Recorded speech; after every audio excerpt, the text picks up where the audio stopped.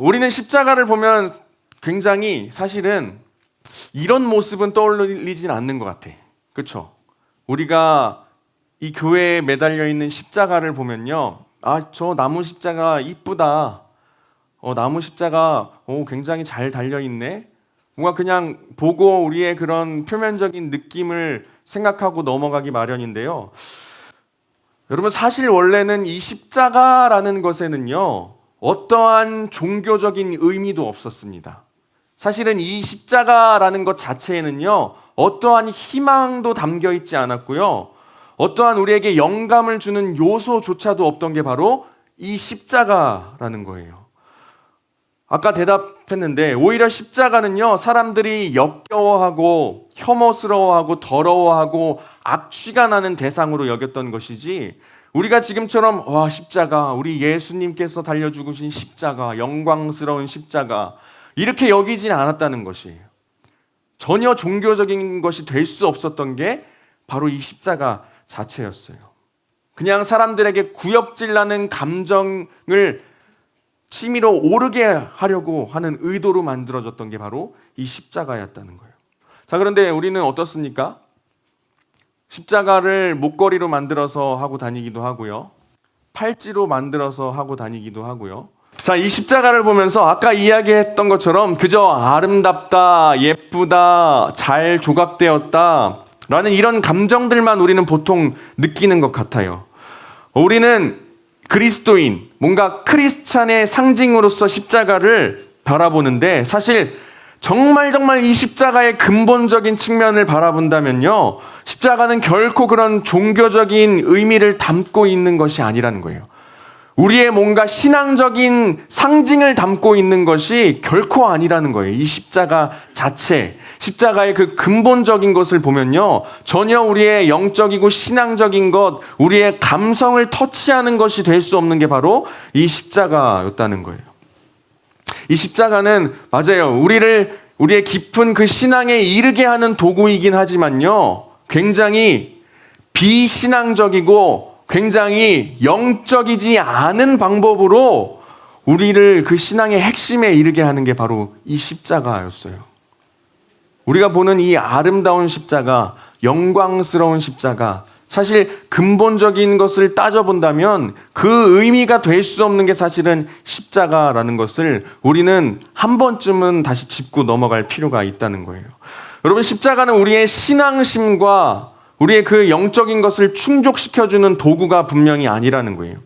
오히려 이 십자가는요, 우리가 제대로 바라보아야 합니다. 오히려 십자가는 예수 그리스도의 독특한 죽음이라는 그 사건에 대한 강력한 증거가 이 십자가라는 것이에요. 우리의 신앙의 상징물이 아니라는 거예요. 우리의 영적인 그런 상징물이 아니라 오히려 예수 그리스도의 정말 끔찍하고 독특한 죽음을 증거해 줄 수 있는 게 바로 십자가라는 거예요. 여러분, 십자가에 매달린 사람들은요, 어떻게 죽었을까요?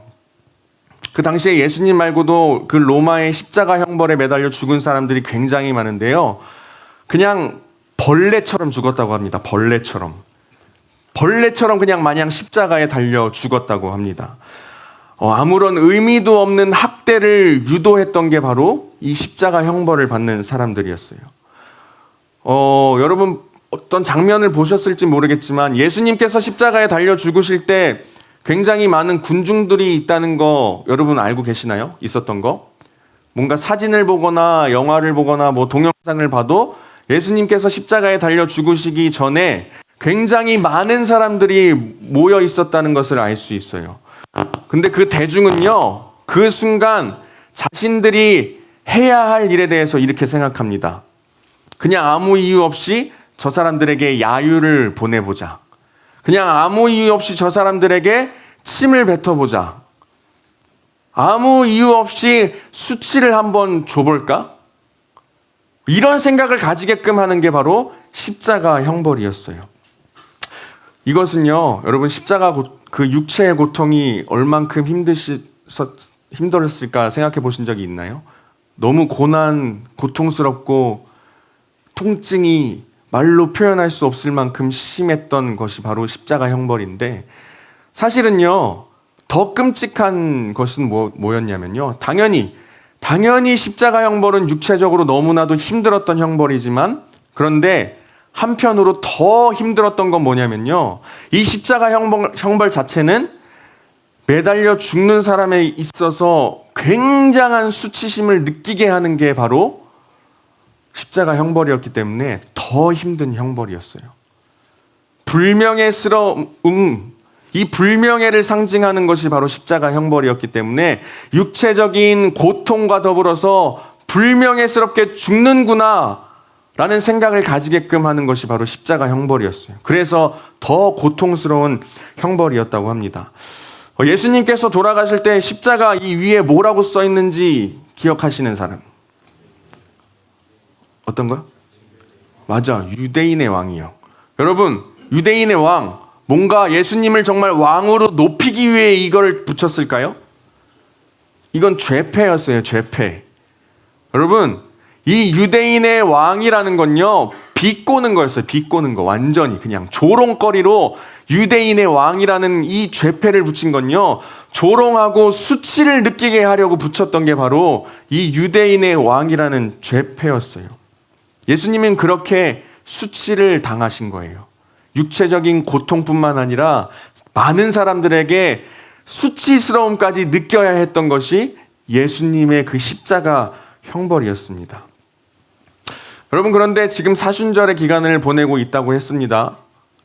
이 시간을 보내면서 여러분, 예수님께 더 집중하는 시간을 가져야겠죠. 나에게 집중하기보다는 우리를 위해서 이 땅에 오신 예수님께 더욱더 집중하는 시간을 가져야 하는데, 그 시간 가운데 예수님을 묵상하는 동시에 우리의 삶 또한 좀 돌아봤으면 좋겠어요. 우리의 모습도 우리가 한번 돌아봤으면 좋겠다는 거예요.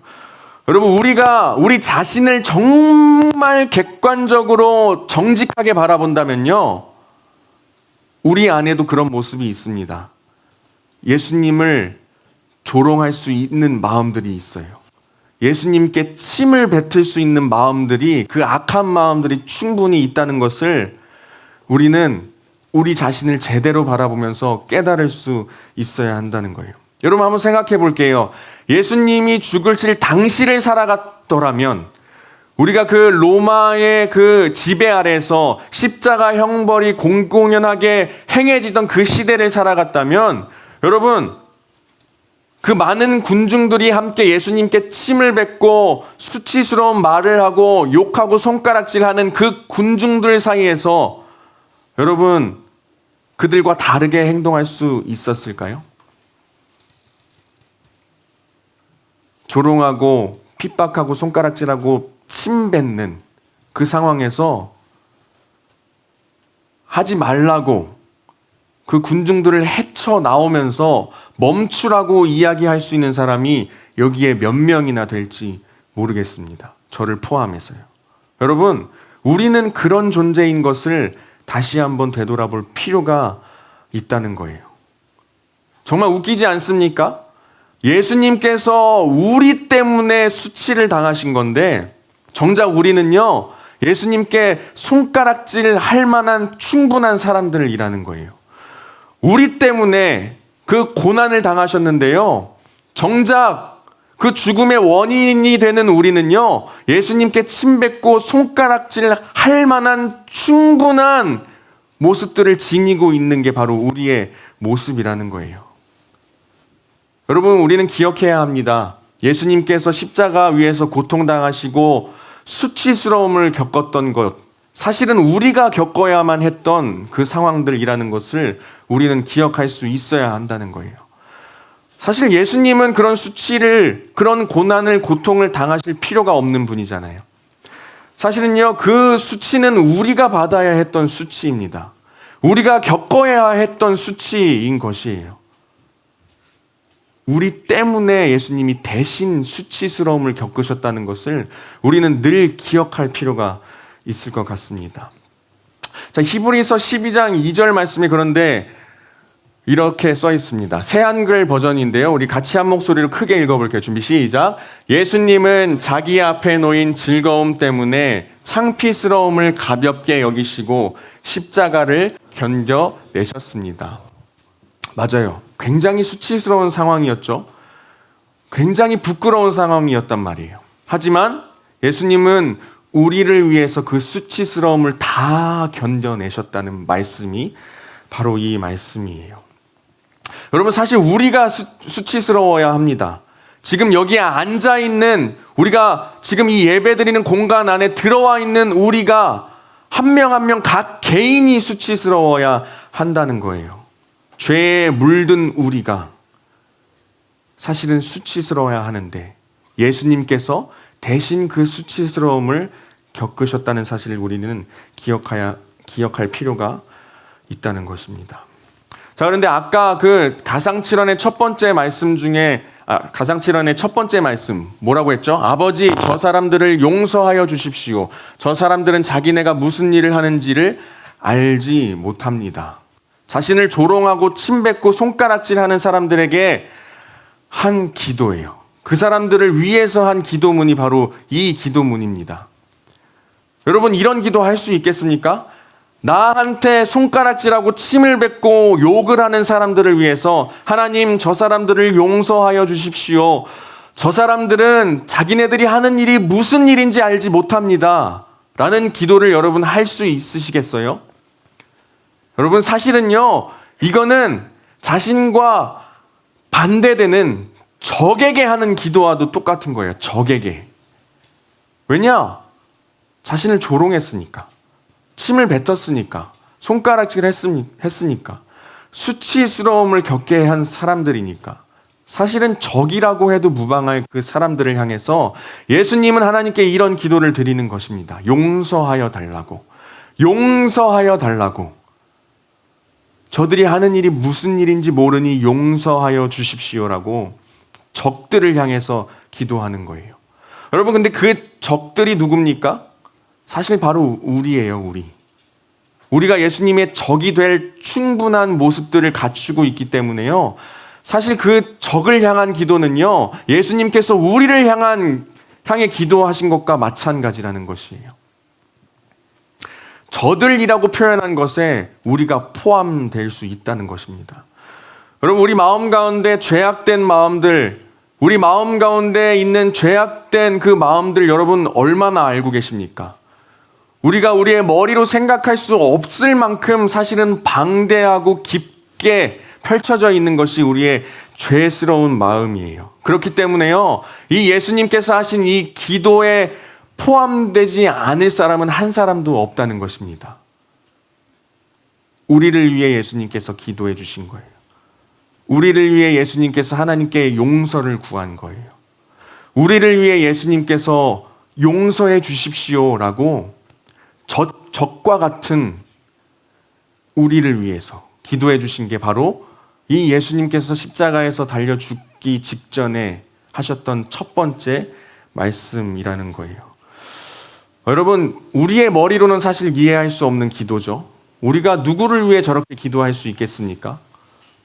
우리의 머리로는 이해할 수 없는 이 기도이지만 분명한 것은 여러분 한 사람 한 사람을 위해서 예수님께서 기도한 것이라는 거예요. 여러분, 그걸 기억하면서 살아갈 수 있었으면 좋겠습니다. 두 번째 말씀입니다. 빨리빨리 넘어갈게요. 한번 같이 읽어볼까요? 준비 시작. 내가 진정으로 내게 말한다. 너는 오늘 나와 함께 낙원에 있을 것이다. 자, 이 말씀을 누구에게 했을까요? 여러분, 예수님께서 십자가에 못 박혀 죽으실 때 양 옆에 누가 있었을까? 맞아요. 죄수들, 도적들이 있었다고 이야기하고 있어요. 그 중에 이 오른쪽에 있었던 그 죄인에게 말한 것이 이 말씀이에요. 내가 진정으로 내게 말한다. 너는 오늘 나와 함께 낙원에 있을 것이다. 여러분, 예수님께서 죽으실 때는요, 양 옆에 정말 심한 죄를 지은 두 사람이 같이 매달려 있었어요. 여기서 우리가 한 번 더 생각해 볼 수 있는 것은 뭘까요? 예수님께서 그들과 똑같은 모습으로 십자가에 달려 죽으셨다는 거예요.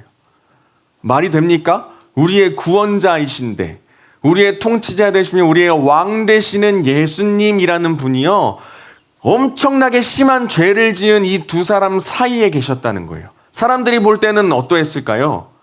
그냥 그 세 사람이 똑같았던 거예요. 가운데 있으니까 뭔가 진짜 왕처럼 영광스럽게 봤던 것이 전혀 아닙니다. 그냥 1번, 2번, 3번 죄인들, 똑같이 사람들에게 여겨졌던 모습으로 예수님은 죽으셨어요. 그러니 그 순간의 모습은 영광스러운 모습이 전혀 될 수가 없겠죠. 여러분, 이걸 기억해야 해요. 예수님께서는요, 정말 낮고 낮은 모습으로 실제로 엄청나게 심한 죄를 지은 그 죄인들과 같은 취급을 당하시면서 죽으신 분이 바로 예수님이라는 것입니다. 자, 그런데 이 양옆에 있는 이 범죄자들에게서 우리는 우리 자신의 모습을 살펴볼 수 있어야 돼요.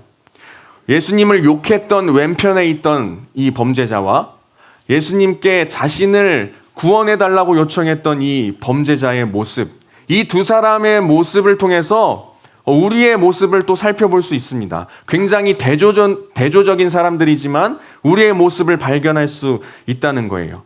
왼편에 있는 그 범죄자는 예수님께 이렇게 이야기합니다. 당신은 그리스도가 아닙니까? 당신 구원자라면서, 당신 그리스도라면서, 메시아라면서, 그렇다면 지금 이 시간, 이 순간에 당신 자신도 십자가에서 한번 내려와 보고 우리도 한번 구원해 보시오 라고 이야기했던 게 왼편에 있던 이 범죄자의 모습이에요. 십자가에서 예수님의 능력이나 그 징표를 보지 못한 사람이 바로 왼편에 있던 사람이었어요. 여러분, 우리는 어떠한지 한번 살펴볼 수 있어야 합니다. 늘 교회에 와서 이 십자가를 바라보지만 실제적으로 여러분들에게 이 십자가가 능력이 됩니까?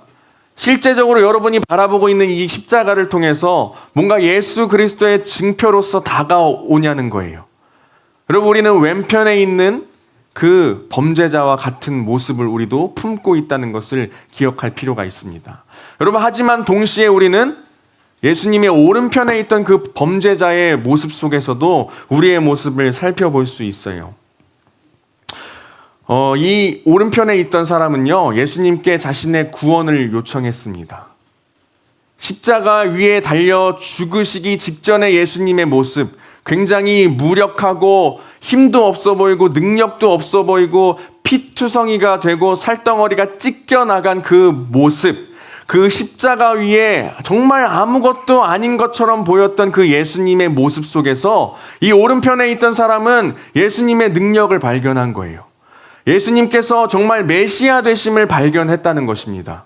예수님께서 구원해 주실 이라는 것을 이 오른편에 있는 사람은요, 똑같은 십자가에 달린 예수님을 바라봤음에도 불구하고 조금은 다르게 예수님에 대해서 발견한 거예요. 구원자 되시며 힘과 능력 되시는 분이구나, 나를 구원해 주실 수 있는 분이시구나라는 것을 그 찰나의 순간에 이 사람은 발견했다는 것입니다. 여러분, 그래서 그 사람을 향해서 한 말씀이 이 말씀이에요. 너는 오늘 나와 함께 낙원에 있을 것이다. 예수님께서 구원해 주실 것을 약속하신 것이죠. 여러분, 어찌 보면 지금 이 자리에 앉아 있는 것은 우리가 예수님께 구원받고 예수님의 제자로서 하나님의 자녀로서 살아가기 때문에 여러분 예배하러 나왔을 것이라 생각해요. 그렇기 때문에 사실 우리는 이미 예수님의 오른편에 있는 사람과도 같다고 할 수 있습니다. 이미 예수님께서 구원해 주셨고, 사실은 능력 없어 보이는 이 많은 사람들에게 그냥 구역질 나는 것과 같은 십자가를 통해서 여러분 이미 구원받은 사람들이기 때문에 오른편에 있었던 범죄자의 모습 속에서도 우리 자신을 발견할 수 있다는 것이에요. 여러분 믿으십니까? 예수님께서 여러분 구원해 주신 것을. 여러분 예수님의 제자로서 살아갈 수 있게 되었고, 우리가 죽음 이후에 예수님과 함께 구원받아서 천국에 살아갈 수 있으실 것을 믿으십니까? 여러분 그걸 믿으면서 살아가셨으면 좋겠어요. 그렇기 때문에 이 오른편에 있던 사람 모습 속에서도 우리를 발견할 수 있다는 거예요. 이미 우리는 구원받은 하나님의 자녀로서 여기에 앉아 있기 때문에. 그렇지만 왼편에 있었던 그 범죄자의 모습을 계속해서 닮아갈 필요는 없겠죠. 구원받은 이로써, 구원의 확신을 가지고 계속해서 살아갈 수 있으면 좋겠습니다. 여러분, 이 오른편에 있던 사람은요, 예수님에게 자신의 구원을 요청할 때에 주님께서 주님의 나라에 들어갈 때에 나를 기억해 주십시오라고 했어요. 기억. 여러분, 기억이라는 것은 무엇입니까? 그냥 단순히 생각하고 머릿속에 이게 스쳐가고 끝나는 게 기억입니까? 여러분, 하나님께서 기억하신다는 것, 하나님의 기억은 조금 다른 것 같아요. 그냥 머리를 스쳐가는 것이 하나님의 기억이 아닙니다. 기억해 주십시오라고 이 요청했던 것은요, 하나님께서 실제적으로 그 사람을 위해서 능력으로 일해 주실 것을 구했던 거예요. 그래서 하나님의 기억이라는 건요, 우리가 생각하는 것만큼 단순한 것이 아니라는 것입니다. 하나님께서 여러분을 기억해 주신다는 것은요, 하나님께서 실제적으로 어떠한 힘과 능력을 가지고 여러분들을 건져내시는 게 바로 하나님의 기억이라는 거예요. 이 오른편에 있던 죄수는, 그 범죄자는 그 기억을 예수님께 요청했던 것입니다. 여러분 이미 구원받은 사람이지만 계속해서 하나님께 우리를 기억해 주십시오. 우리가 구원받은 것을 확신합니다. 믿습니다. 하나님의 자녀로서 살아갈 것을 구합니다. 여러분, 계속해서 하나님께서 여러분을 기억해 주실 것을 구하면서 살아갈 수 있기를 간절히 소망합니다. 세 번째입니다. 우리 같이 한번 읽어보겠습니다. 시작. 요겁니다. 시작. 여자여, 이 사람이 당신의 아들이다. 이 사람이 너의 어머니이시다. 예수님께서 십자가에 못 박혀 죽으시기 전에 제자 한 명이 예수님 앞에 찾아왔습니다. 예수님의 어머니와 같이. 그때 한 말씀이 바로 이 말씀이에요. 자, 이 말씀의 의미는 무엇일까요? 단순히 어머니를 사랑하고 어머니께 잘해라라는 말씀일까요? 그런 단순한 말씀은 아니었습니다. 시간이 조금 지났으니까 빨리빨리 이야기해보려 하는데요. 사실 이 말씀을 통해서 우리는 교회 공동체를 생각할 수 있어요. 교회 공동체. 예수님의 제자와 예수님의 어머니는 사실은 피 한 방울 섞이지 않은 혈연 관계로 이루어지지 않았던 두 사람이었어요. 그런데 예수님께서 십자가 위에서 이렇게 말씀하십니다. 당신의 아들입니다. 또 제자를 두고서는 당신의 어머니다 라고 하면서 이 뭔가 혈연으로 이루어질 수 없는 성령의 관계 안에서 이 두 사람을 묶어주시는 게 바로 이 말씀이라는 거예요. 그리고 지금 우리가 예배드리는 이 교회 공동체를 묶어주신 게 바로 이 말씀이라는 거예요. 여러분, 교회 공동체를 생각했을 때 어떻습니까? 여러분, 피가 다 섞여 있나요? 섞여 있는 친구들도 있지만 우리가 여기 있는 모든 사람들을 한번 살펴봤을 때에 사실은 남남이에요. 나와 전혀 다르고 심지어 내가 진짜 싫어하는 모습을 지니고 있는 사람들도 분명히 있을 거예요. 와, 진짜 친해지고 싶지 않아 라고 생각하는 사람도 교회 공동체 안에 하나로 들어와 있습니다. 그러나 예수님께서는 이 십자가 위에서 새로운 이 공동체의 의미를 탄생시키신 거예요. 혈연으로 이루어지지 않았지만 성령의 관계 안에서 하나로 묶이는 이제는 새로운 공동체로서의 탄생을 십자가 위에서 말씀하셨다는 거예요. 그래서 예수님께서 자신의 어머니를 향해서 어머니라고 한 게 아니라 뭐라고 불렀습니까? 여자여 라고 불렀다는 거예요. 여자여, 당신의 아들입니다. 제자야, 너의 어머니다. 성령 안에서 새로운 공동체의 의미를 탄생시킨 것이 바로 이 말씀이라는 거예요. 여러분, 예수님께서 우리 가운데에 성령으로 새로운 공동체를 탄생시켜 주셨음을 믿으면서 이 공동체 안에서 예수님을 더욱더 묵상하는 여러분들 되셨으면 좋겠습니다. 말씀을 마무리하겠습니다. 여러분, 사순절 기간을 계속해서 보내고 있습니다. 그리고 앞으로도 그 기간이 조금 더 남아 있어요. 지금까지는 여러분 어떠한 마음으로 이 사순절을 보내오셨는지는 잘 모르겠지만 정말 간절하게 권면하고 부탁드리고 싶은 것은 하루에 단 1분만이라도 예수님을 생각해 보셨으면 좋겠습니다. 하루에 단 정말 1초만이라도 임팩트 있게 짧지만 굵게 예수님을 묵상해 보셨으면 좋겠습니다. 여러분, 인스타나 SNS 볼 시간 1분만 줄이고 하나님 생각하면서 예수님의 그 십자가의 죽음과 구원을 생각해 보셨으면 좋겠습니다. 그렇게는 하실 수 있으시겠죠? 단 1분이라는 시간만큼은 예수님을 묵상하는 시간에 조금 투자해 보셨으면 좋겠습니다. 우리를 위해서 죽으시고 고난당하시고 수치를 느끼셨음에도 불구하고 여러분, 첫 번째 말씀 뭐였죠? 용서의 기도를 하나님께 올려드린 그 예수님, 그리고 구원을 허락하시고 계속해서 예수 그리스도를 바라볼 수 있게 이 공동체를 허락하신 그 예수님을 더욱더 묵상하면서 하루하루를 지내는 우리 모든 예수고 한 사람 한 사람 되길 간절히 소망합니다. 할렐루야. 우리 같이 찬양할 텐데요, 예수님을 좀 더 생각해 보면서 찬양했으면 좋겠습니다.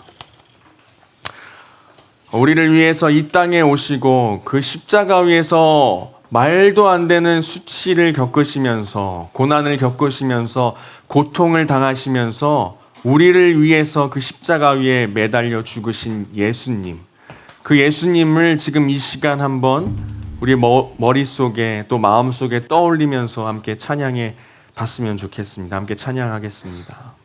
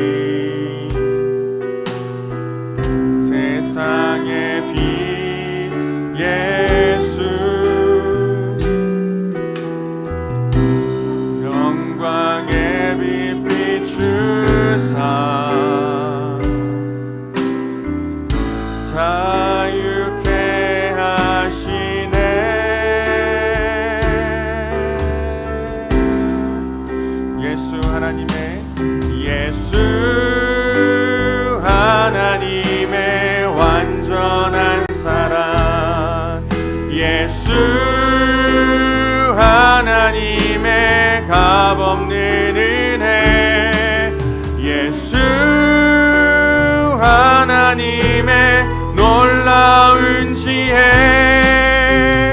아름다운 그 우리 다시 한번 찬양할까요? 예수 하나님의 완전한 사랑, 예수 하나님의 값없는 은혜, 예수 하나님의 놀라운 지혜, 아름다운 그 이름 예수. 우리 함께 한 가지만 놓고 함께 기도하며 나아갔으면 좋겠습니다. 이 시간 기도할 때에 하나님, 우리를 위하여서 이 땅에 오신 주 예수 그리스도를 우리가 날마다 묵상하며 살아갈 수 있도록 하여 주시옵소서. 우리가 살아가는 이 시간들 가운데에 내가 나에게만 집중하며 살아갈 것이 아니라 나를 구원해 주신 그 세상에 어떠한 것도 나에게 주지 못할 선물을 주신 예수 그리스도께 집중하는 시간을 갖도록 하여 주시옵소서. 그래서 예수님께서 우리를 위하여서 어떠한 고통을 받으시고 어떠한 고난과 수치를 받으셨으며 어떠한 어려움을 겪으셨을지 우리가 그것을 마음으로 깨닫게 하여 주시고, 하나님 이제는 다시금 우리의 마음을 돌이켜 주님을 위한 삶을 살아가며 주님께서 우리에게 새로운 생명을 주셨음을 고백하며 살아가는 귀한 우리의 인생이 될 수 있도록 하여 주시옵소서라고 우리 주님의 이름 한번 부르고 함께 기도하며 나아가겠습니다. 주여. 주님, 우리의 삶 가운데서 하나님 얼마나 주님을 묵상하며 생각하며 살았지요. 하나님, 우리가 너무나도 나 자신에게만 집중하며 살진 않았는지 우리가 고백해 봅니다. 하나님 아버지, 이 시간 가운데에 우리가 다시금 우리의 마음을 돌이켜요 주님 앞으로 나아가게 하여 주시고, 우리를 구원해 주신 예수 그리스도로 말미암아 살아가는 우리의 인생이 될 수 있도록 주여 하나님 아버지여 역사하여 주시옵소서. 우리의 인생은 하나님께서 주신 하나님 귀한 선물임을 믿습니다.